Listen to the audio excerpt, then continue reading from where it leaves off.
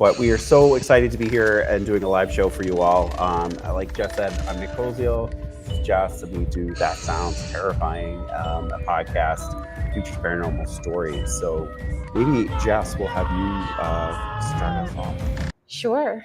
So when we heard that we were going to be doing this show, we decided that we were going to put out there that we wanted local people to share their stories. And one person that I'm about to read reached out to me and said, I would like to share my story that happened when I was younger, that something I cannot explain. So I got this as a firsthand account. This is not a Reddit story. This is not something that, well, I can't exactly verify it, but I verified it as much as possible. She reached out to her aunt, and we will get started. Usually there's spooky music underneath, but I guess we're... It's going to be really loud, so we decided not to do the really loud music. Fair enough. I do All have right. your slide, so... You do have So the this? ghost. Okay. Grandpa. Nope, I need the mobster. There we go. Okay, we're on the Mob Man. The Mob Man. It's called the Mob Man. When I was younger, probably between 5 and 7, I felt like it was a dream memory. But I did get reassurance from my aunt the other day that this story is true. This really happened.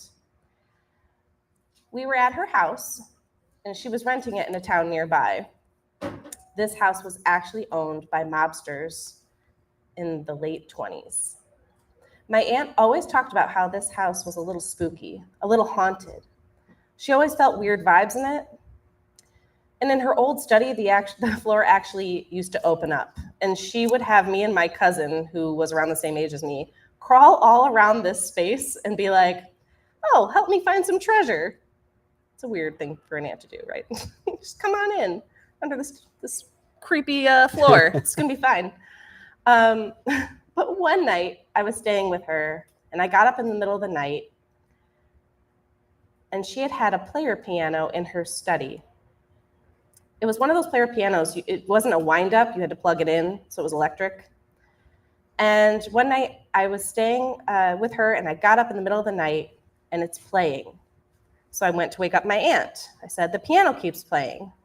So she goes downstairs, and she's like, oh, I don't hear the piano. But she unplugged it anyways, just in case.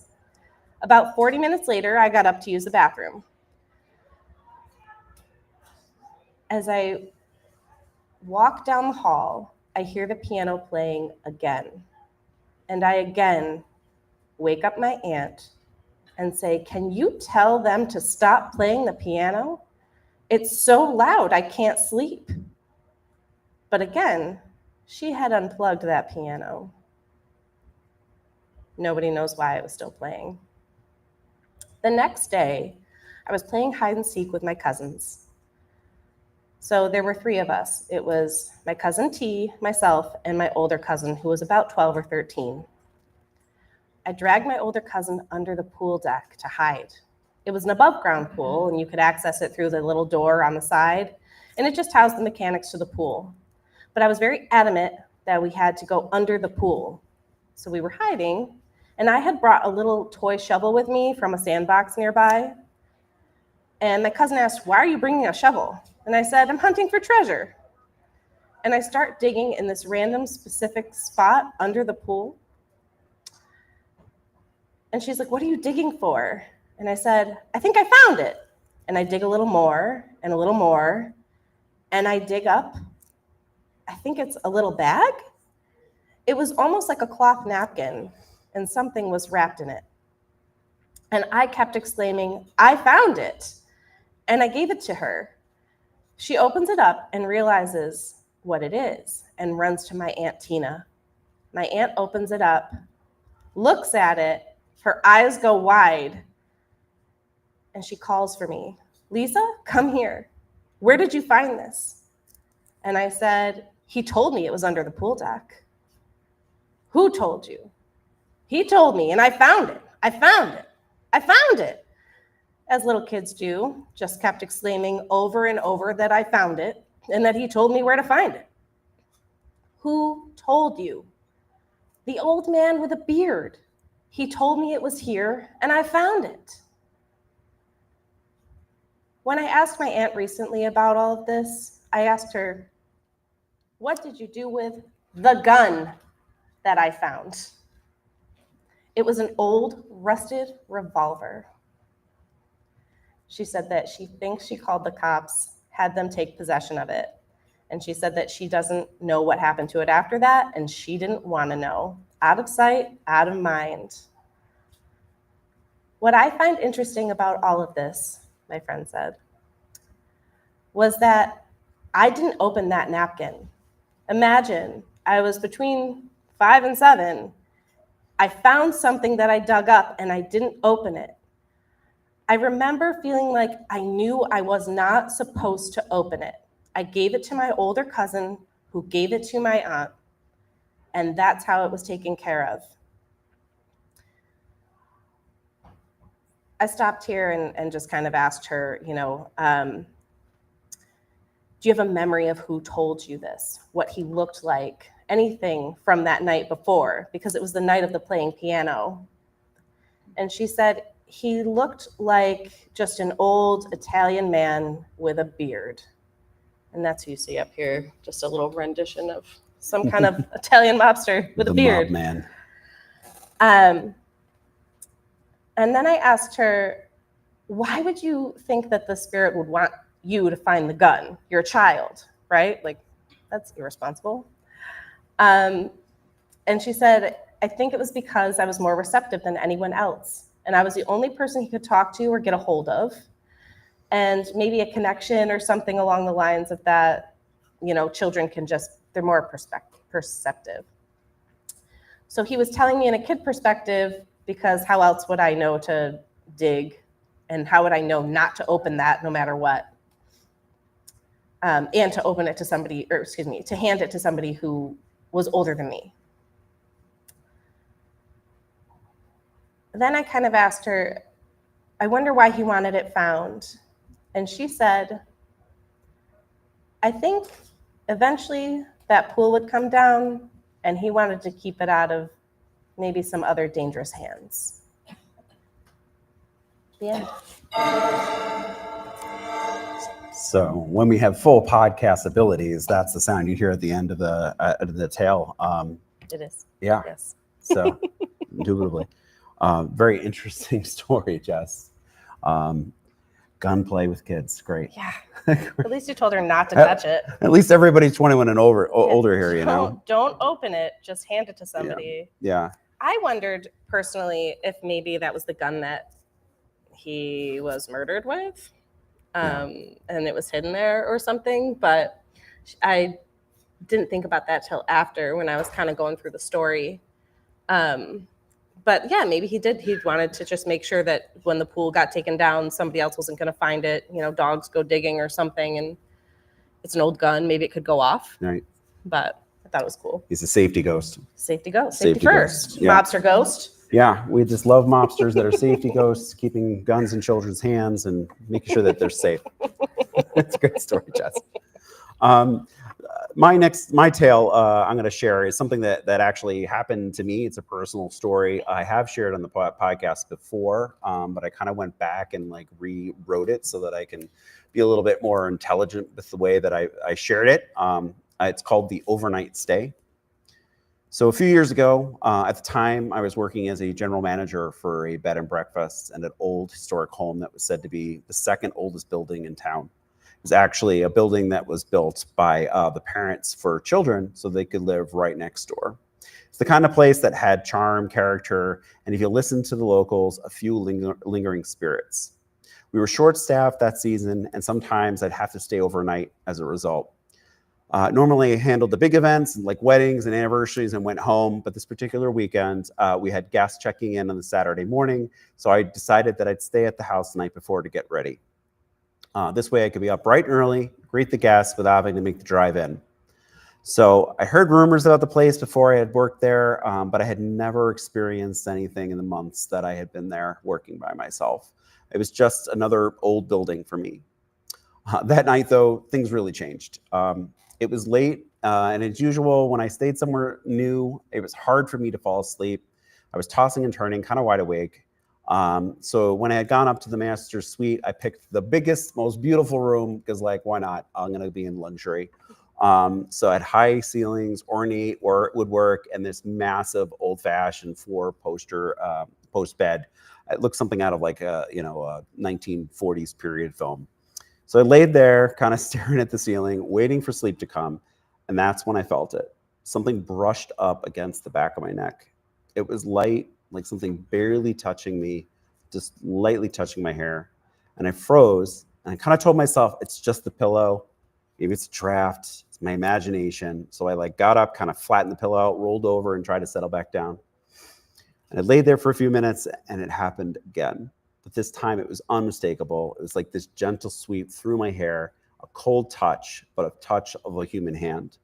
That was it. Jumped straight up. My heart was actually pounding, and I was scanning the bed for bugs or anything that might have caused it. But the bed was still spotless. The whole place was spotless. This house didn't have as much as a spider web.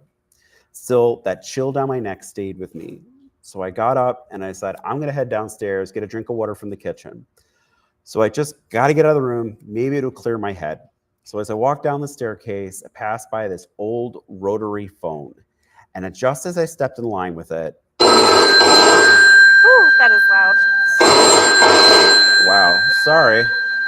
Very loud, scary noise. That is exactly what happened to me. All of you that just jumped up like that, that is what happened to me. It was not that loud when I tested it out.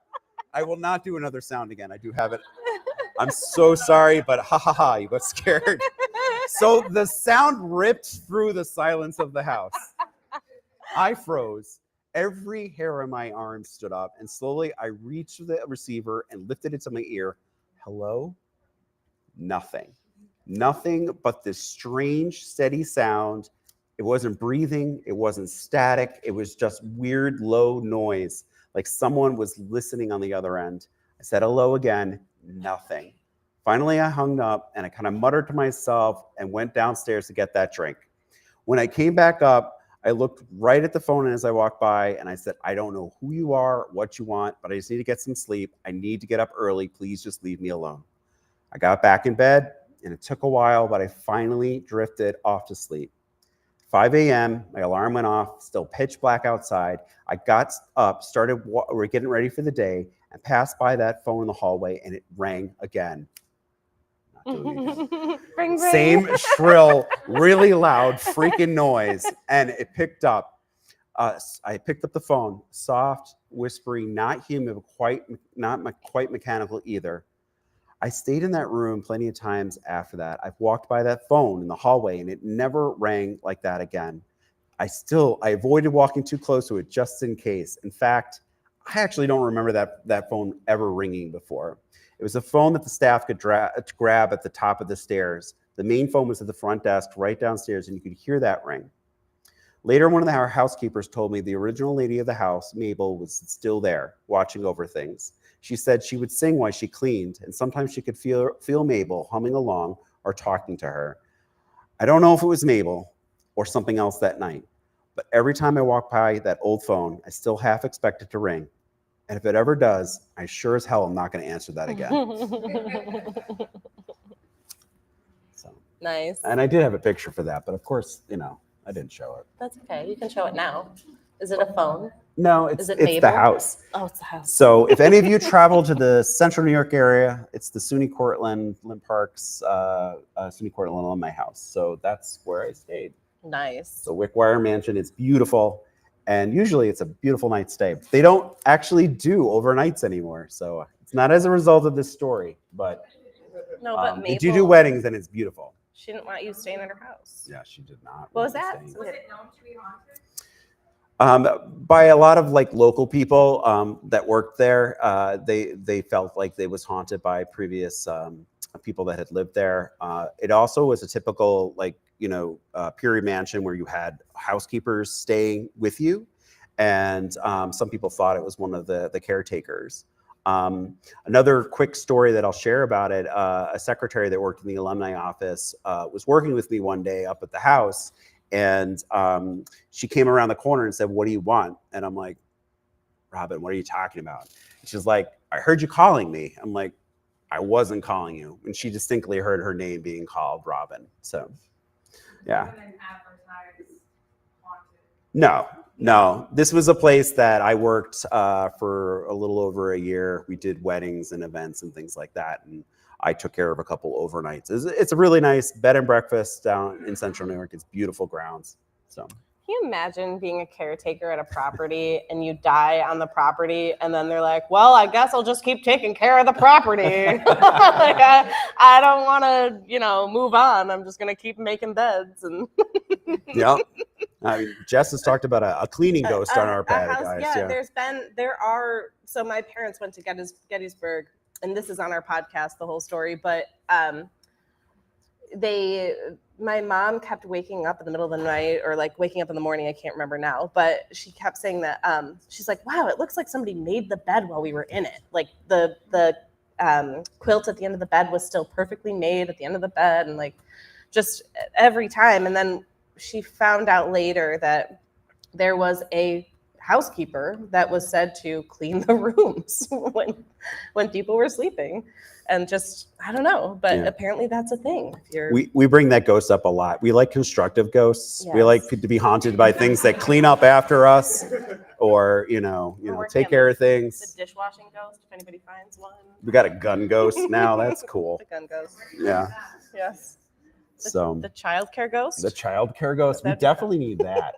I think your kids would probably listen. Yeah. Scared. Have you listened to our show? Because I've said that before. Scared my nanny straight. Is a ghost. Yeah. You want to go to your next one? Grandpa. Yeah, good old grandpa spirit. And then if you hang out, we're going to play a game, right? Yeah, we're going to do an audience activity. Interactive. Mm-hmm. So you're not just listening to us chat. So this is a short one as well. This story is about a spirit connection. So I downloaded this app called Spirit Talker, and I really want to emphasize before you use this app or before you open it, I want to say express your intentions, call in protection, and make sure that you're using it responsibly. What you're allowing in and what you're keeping out are very important, because it's literally like using a Ouija board, and you have to be very clear with your intentions with a Ouija board. So, regardless of what spiritual connection device you're using, I just recommend you emphasize your intentions. I was at work one night, and it was pretty dead, so I decided to open up my Spirit Talker app just to play with it, test it out. It was brand new. And I'm just talking, I'm getting a couple of names, really random, whatever. I don't know who these people are, but I also am not familiar with the place I'm in. And then I get a message, a full sentence, and it says, quote, "You're surrounded by love." And there's just something that kind of touched my heart in that moment. And I felt like, I'm going to look more into this later. So I got home and I opened up the app. I was a little concerned about opening it in my own house because, again, you're kind of kicking the door open and saying, anybody who wants to, come on in. But I emphasized my intentions again. And I got that message. You're surrounded by love. So I said, I'm surrounded by love, and I'm wondering who I'm surrounded by. It took a couple of minutes. There were a bunch of random messages at first, but all of a sudden I got the message, ship, like a boat, which I'm like, okay, I don't know what that could possibly mean. It's random. And then I get the message, I'm learning to use this. And I'm like, that's okay. And then I explain how to use the app to whoever I'm talking to. I say, you just talk into the app and it'll give me the words that you're saying. Very simple, right? And then I get the year 1970. And this was about a minute later. So I'm sitting there for a minute. I don't get anything. And then I get 1970s. So I asked, and I'm sitting there thinking, do I know anybody that was born or passed away in the 70s. My aunt was born in the 70s, so maybe they're talking about her. And then I start connecting some dots. I ask, is this one of my family members? Can you give me your name? And it says, Arthur. And Arthur was my grandpa who died in the 1970s when my mother was 6 years old. My face went white. My body went cold. I'm freaking out at this point. I don't know what to do. I'm waving my hands and I'm breathing real heavy. And then I realized something else. My mom always talked about her dad from what she could remember. And his favorite swear word that he would say quite a bit was shit. He wasn't saying ship at all. He was saying shit. I'm learning how to use this thing. So I paused for a minute and I thought about not being selfish because I was too scared. So I said, if I'm talking to my grandpa, is there something I can tell my mom and my two aunts, something that you would want them to know? And he popped 3 and the word lights. 3 lights. And then it pops up again. I'll always protect my lights. I told my mom the story and I asked, does the word lights mean anything to you in regards to you and your sisters? And she said, my dad would always sing to us, this little light of mine. 3 little girls, 3 lights. I'll always protect my 3 lights. It gives me chills to this day. Yeah. That was a nice one. That is a good one. That's not as terrifying. It's not terrifying. And that sounds terrifying is not always terrifying. There's a lot of poignant stories that we tell. Yeah. And you know what, that reminded me of a couple different stories that we've had, we've shared. My dad kind of came on the podcast. He shared some letters actually. And so we talk a lot about perception, and like Jess even mentioned about how children seem to be more open to spirits and more open to things that are going on. And my dad as a child used to see things. So one night he woke up and it was his grandfather sitting on the edge of his bed saying, "You're a good boy. I love you. You've been such a good boy." And he kind of got scared and freaked out, even though it was his grandfather and covered up the covers. And then when he took them down, they were gone. And then the next morning, I'm getting chills. My grandmother got a phone call, and my dad had just kind of come down, and she's on the phone. And my dad said, "Why was Grandpa in my room last night?" And she was on the phone with a relative saying that his grandfather had passed away. So he was visited and saw things. And there's been some times in my life where I have never seen anything. I don't know if I want to see anything. I kind of feel like I do, but I definitely have felt when family members have passed and gotten that phone call. So yeah, definitely. I'm so glad your grandpa was a good boy. Yeah. Because if he wasn't. My dad. That was my dad. My dad was a good boy. His grandpa at the end of his bed. At the end of the bed, you were such a little jerk. Yeah. Why was grandpa in my room chastising me? You're telling me I suck, Your grandpa's bad. So, Sorry. no, it's fine. You're a bad boy, and I don't want to ever see you again, and I'm trying to scare you. No, but Jess and I also, and we also do improv. And one of the things that we wanted to do with you all today, I don't know if anyone's ever heard of AI Dungeon, but it's a cool little like online tool where you can like kind of do a choose your own adventure. And that's what we want to do with you tonight. And the theme of the story is the Curator's Carnival. So we kind of wrapped it around what's going on tonight. And oh no, what's going on? My session's expired. Let me see what is going on. I'm not authorized. But let me get in here. Sorry. What talk, Jess? Because everything that could go wrong is going wrong today. That's just the way. Does anybody want to share a quick paranormal story of their own? Yeah? Come on up. And it's told by a clown. Guys, Yeah, there's nothing this is scary. Porcelain dolls and clowns, not my fave. So, hi, what's your name? Rich, Hi, Rich. Nice to meet you. good to meet you. I'm going to give you the mic. Thank you. Tell us what's going on. All right. This one was, this is something that actually personally happened to me.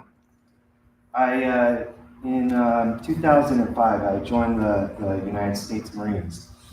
The basic training that you do for the United States Marines happens in Parris Island, South Carolina.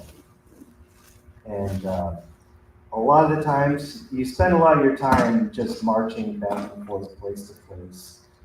You know, the drill instructor would be out in front on cadence. Low right, low right, low right, low right. And it was kind of an eerie thing, especially in the middle of the night when you're, getting back to the barracks.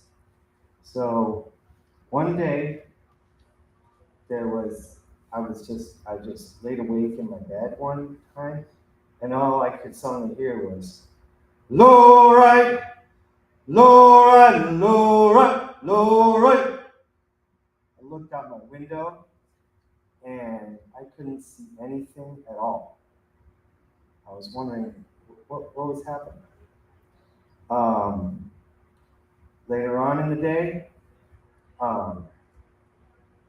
the next day, I was told that other people heard it too, and everybody was wondering what was happening. Anyways, didn't really think anything of it until I got to my unit in Camp Pendleton, California, where I became interested in paranormal. I would go to the recreation centers on base and just look up, paranormal stuff. And one thing caught my attention was that back in the 1940s, there was a terrible accident that happened on Parris Island in South Carolina.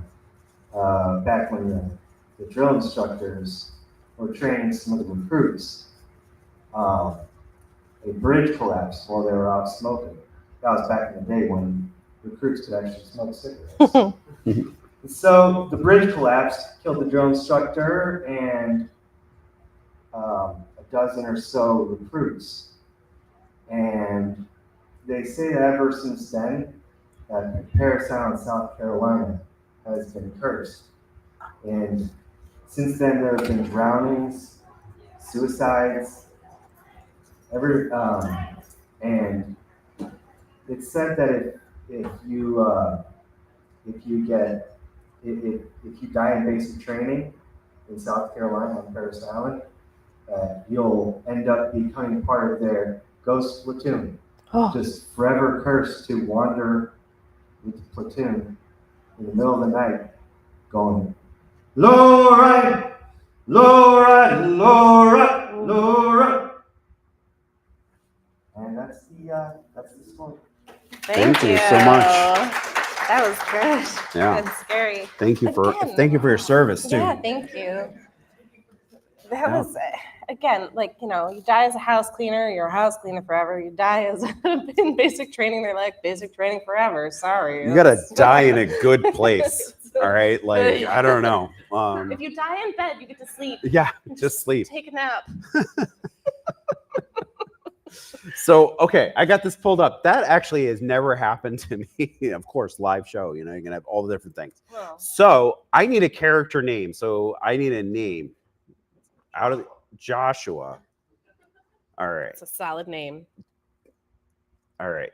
We need an age. How old is Joshua? 33. Oh, someone almost said 33 over there, too. That was pretty awesome.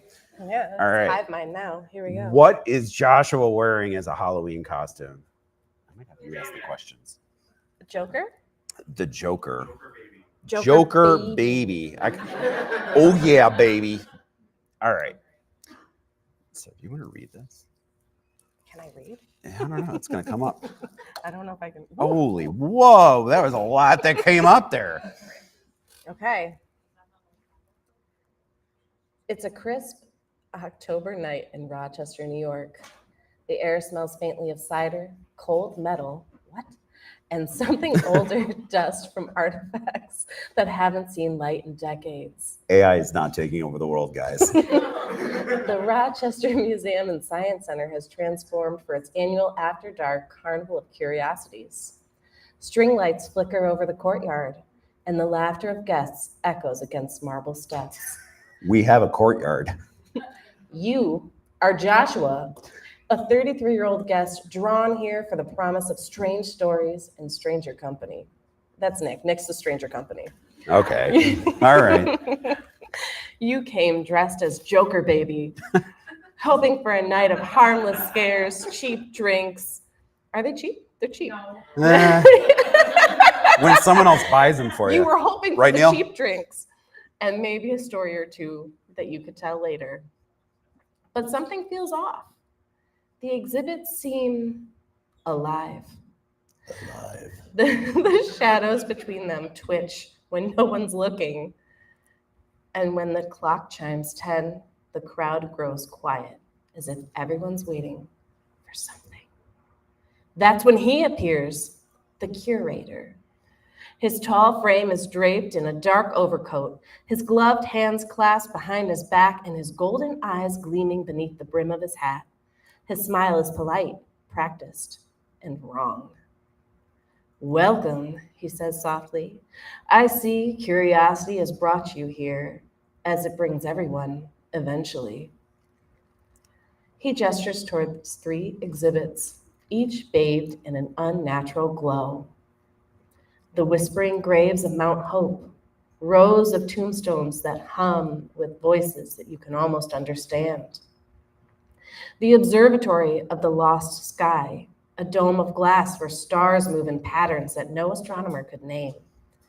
And the hall of vanished faces, portraits whose subjects seem to shift every time you blink. The curator tilts his head, smiling faintly. Every guest must choose where their story begins.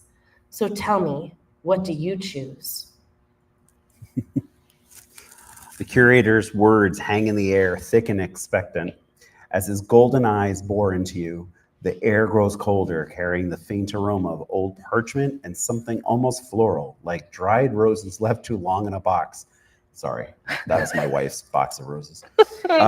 Your skin prickles with unease. This isn't just a themed event. There's something real here, something ancient, coiled beneath the surface of this place.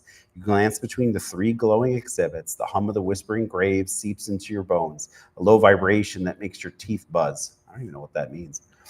Try to get your teeth to buzz. Okay.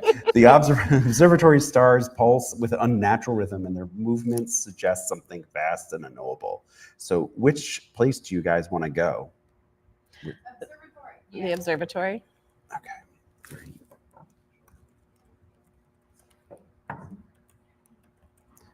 Spelling doesn't count. All right. Loading. The moment you step into the observatory, the air shifts. The dome above swirls with stars that don't belong to any constellations you recognize. Well, that's good. I don't recognize most.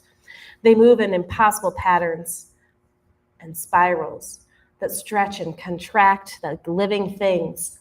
Your breath catches as the glass feels cold against your skin, almost alive under your palm. The curator follows you inside, his boots making no sound on the polished floor. The stars, he murmurs, his golden eyes reflecting the strange celestial light, have watched more than we care to remember.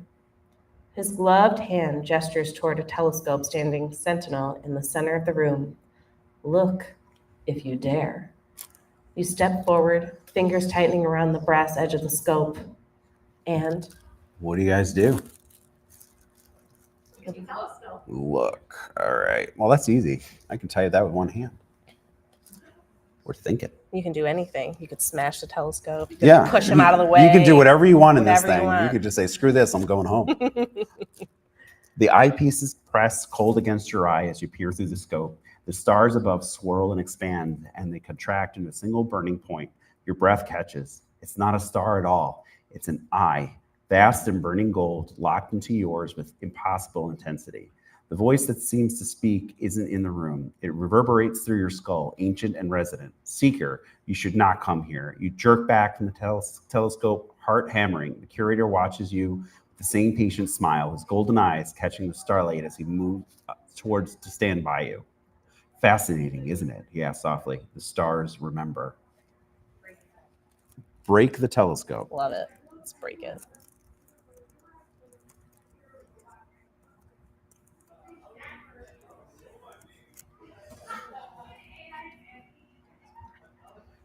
It's thinking hard. Your fist connects with the telescope, metal screeching as gears pop and lenses shatter. She's so angry. The instrument collapses in on itself with metallic groan, brass fittings twisting like dying insects. The glass shards scatter across the floor, glittering like fallen stars that you don't even know the constellations of. Yeah, Sorry. That at just said it all. like 8 times. The curator doesn't flinch. He merely watches as you pant, your knuckles aching from the impact. Interesting, he says at last, speaking in the same smooth, unhurried tone. You don't want to see. His smile widens slightly, but it sees you. A whisper of cold air brushes your cheek. The shards of glass on the floor begin to move, rolling together like magnetic filings. What do? Punch the curator. Kind of reminds me of like Coraline or something. This Oop. close enough. I'm too much of a perfectionist. Okay. Oh God. Oh no, it's gonna take seconds too. Pavanch the Pavanchta. It's like Polish. You want to read it? All right. My fist, or your fist, connects with the curator's jaw, the impact jolting up your arm. His head snaps back with an audible crack. That was cool. Yeah. But when he straightens, his smile remains intact. A thin line of blood appears at the corner of his mouth, black in the starlight. Ah, he says, wiping away with his gloves. So this is what you prefer. His golden eyes lock onto yours, and suddenly you're aware of how small you are in this vast room, how alone. The shards of glass rise from the floor, hovering in midair like miniature moons. You misunderstand, the curator continues, voice still eerily calm. Do you want to ask? Then tell me if you understand. Yeah. Make me I like make me Yeah, I like that. understand. This is such a bad idea. We did this once before in another episode, and we punched the person too. in We that did. We episode. punched Yeah. him. Yeah, and then Yeah. he followed us. We like It was punching. Terrifying. Oh, it's No, really still- thinking. he's still Sorry, thinking. there's fire. Yeah. The curator's smile falters. His golden eyes flicker with something darker, perhaps surprise, perhaps recognition. Understand, he repeats, the words carrying an edge it didn't before. You truly want to know what this place is? The glass shards begin to orbit you, their edges gleaming like miniature razors. The starlight in the dome pulses faster, creating a strobing effect that makes the room feel like a carnival nightmare. The curator steps closer, his shadow stretching long across the floor. You are not the first to ask that question, he says, his voice lowering to a murmur. Most don't live long enough to regret it. What do we do now? You want to go get garbage plates? Very Rochester and. Oh my God, I cannot type with one hand and hold a mic. People are gonna leave now. That's fine. That's fine. We have it's, If I just 7 wrote minutes. plates, AI would totally not get it. No, They'd be it like, wouldn't. what? Plates? Yeah. Gonna Can we go be- get plates? Doesn't work. Definitely. This AI is colloquialism. definitely not from Rochester. No. So the curator freezes, the unnatural light catching the surprise on his face. Never let them know your next move. Yeah, his head tilts slightly, golden eyes narrowing. Garbage plates, he repeats, as if tasting the words. The hovering shards of the glass waver in their orbit around you. For a moment, the tension in the room shifts. The curator's face relaxes, his smile returning, though it's different now, almost amused. How pedestrian. Oh, He says, but he steps back, the shards following his movement like obedient pets. Very well. He reaches into his coat and produces a folded piece of paper, which he holds out. I feel like we need to continue. Let's just continue this. What the heck is he doing? Yeah, press continue. That's an option. Yeah, continue is an option. We forgot to give you all the options. Where did it start? Right. Right here, black and Oh, black and blue is nearby. Tell them I sent you. They'll know what to do. What? It's a bougie curator, murderer guy. Is like, nah, nah. go to black and blue. You take the paper, fingers brushing against his glove hand. His skin feels unnaturally cold, like holding a marble statue in the winter. The paper in your hand has an old-timey typewritten address, the ink slightly faded, as if it's been carried for years. It's Pittsford Plaza. Their meat is fresh. Rats. Voice now almost conversational, and the cheese is adequate. His smile widens, revealing teeth that are too white, too perfect in the starlight. Go, eat, and when you're done, if you still wish to understand, come back here. I think that's where we end. Yeah, I think that's where we end. Thanks for playing Yeah. with us. Thanks for hanging Yeah, out. thank you so much, everyone. If you're ever looking for a podcast to just like listen to in the car, I'm always in the car. Yeah. Where That Sounds Terrifying, and you can find us wherever you get your podcasts. Give us a listen, tell your friends, and if anybody has a scary story they want to tell, please let us know. You can reach out at thatsoundsterrifying@gmail.com or come see us. We're going to be hanging out the rest of the night too. And then we're going to get garbage plates and not adequate cheese and Not black and blue. adequate cheese and great fresh meat, which is got. Where is he getting that meat? But thank you everyone for Cheese coming is and staying adequate. with us. Yeah, definitely stay after. And if you have any questions, we'll be here to answer. But I think it's about that time, That Jess. time. Oh, so we always Tradition.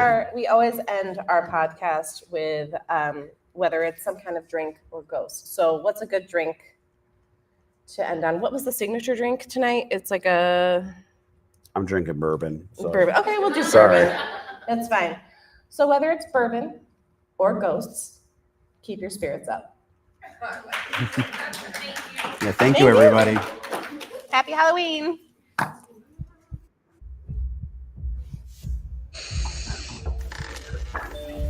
Thank you, Neil. Thanks, Neil. Drinks will be great. I'll be right there.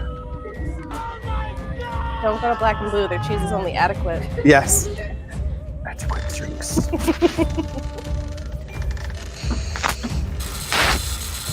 Yeah, The meat yeah, is too fresh. Maybe a little too fresh. I'm A little creepy about the meat freshness. I kind of want to know where he got the meat.